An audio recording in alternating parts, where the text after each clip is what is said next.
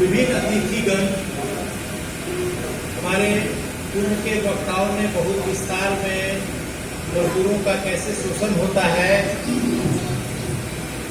स्वास्थ्य की हमारे सामने क्या समस्या है, सामाजिक स्थिति मजदूरों की क्या है, वर्ग के तौर पे हम कैसे विकास किए, पहले कैसे समाज में काम के आधार पर जातियों का निर्माण हुआ, आपके बारे में बताया। साथियों से आग्रह है इन दोनों को कि हम बहुत कम समय में कुछ मुख्य बातों पर अपनी बात पूरा करके अपना भाषण खत्म करेंगे,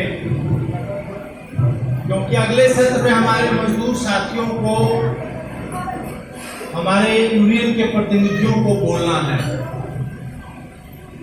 पहली बात तो हम ये कहेंगे कि यूनियन आपका स्कूल है। इतने देर से हमारे विभिन्न साथी आपको विभिन्न विषय पर बता रहे हैं। यहाँ आकर के आप बहुत सारी चीज को आप सीखते हैं, बहुत सारी जानकारी आपको अंदर चले जा अंदर। इसीलिए मजदूर के अभी जो श्रम कानून आया है और 12 घंटा जो करने की कानूनी छूट दी गई है, इसका हम विरोध करते हैं।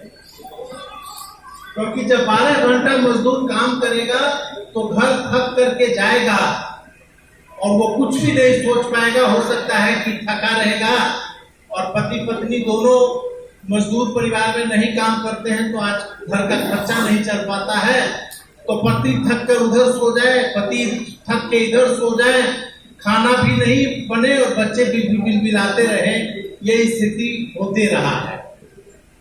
इसलिए सरकार के द्वारा 12 घंटे के काम का जो कानून लाया गया है, इसका हम लोगों ने सड़कों पर विरोध किया और काम के घंटे जो 8 हैं उसके बदले हम लोगों ने मांग रखी कि काम के घंटे को 6 किया जाए, ताकि मजदूर लोग अपने बच्चों के साथ समय गुजारें, पति पत्नी घूम सके, परिवार के साथ मिल सके, पढ़ लिख सके, गीत गा सके, सुन सके, अपने सामाजिक मीटिंग कर सके, मजदूर आपस में मिल सके। तो आप लोगों को यहाँ से जाकर के जो श्रम कानून 12 घंटा किया है, नया कानून मोदी सरकार, जो कि एक फांसीवादी सरकार है, मजदूर विरोधी और खुला पूंजीपतियों का पक्ष ले रहा है और पूरे देश की जो संपत्ति है वो बेच रहा है पूंजीपतियों के नाम, इसके बारे में जाके बताना चाहिए मजदूरों को भी और महिला साथियों को कि मोदी सरकार इतना बदमाशी कर रहा है कि मजदूर को एकदम जैसे केतारी फेरा जाता है वैसे फेर रहा है।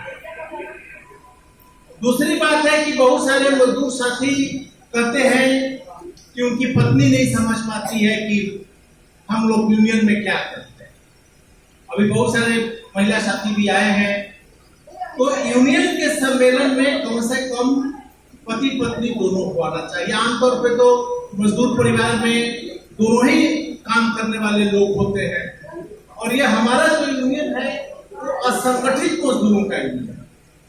मतलब आज यहाँ काम कर रहे हैं, कल वहां काम कर रहे हैं, परसों वहां काम कर रहे हैं।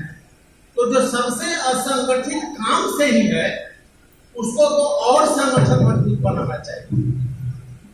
जैसे कोई फैक्ट्री है, वहां पर रोज मजदूर काम कर रहा है 10 साल से, 20 साल से, 5 साल से, तो मोटा मोटी फेंक हो रहा है।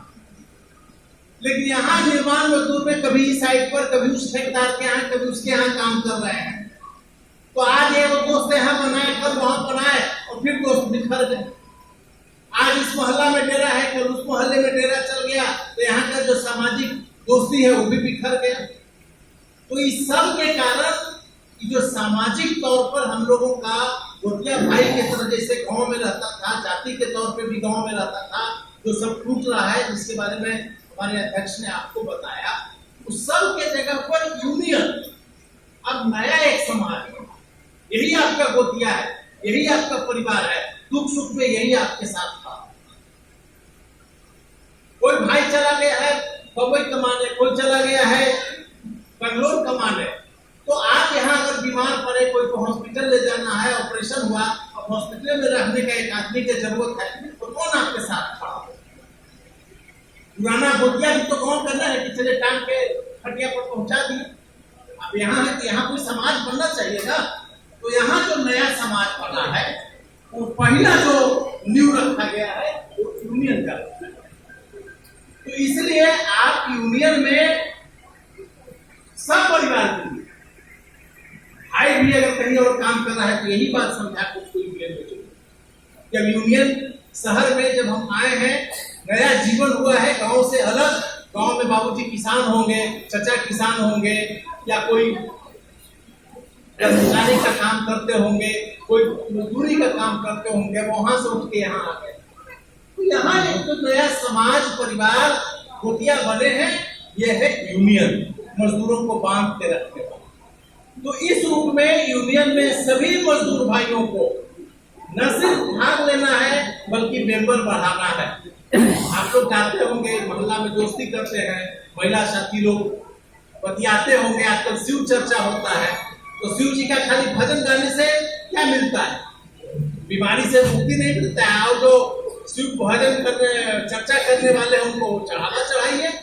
लेकिन आप लोग अपना अगर मजदूर साथी की जो महिला और बाकी लोग हैं अगर आपस में बैठिए, यूनियन की चर्चा कीजिए शिव चर्चा के जगह पर, तो जीवन आपका सुख है।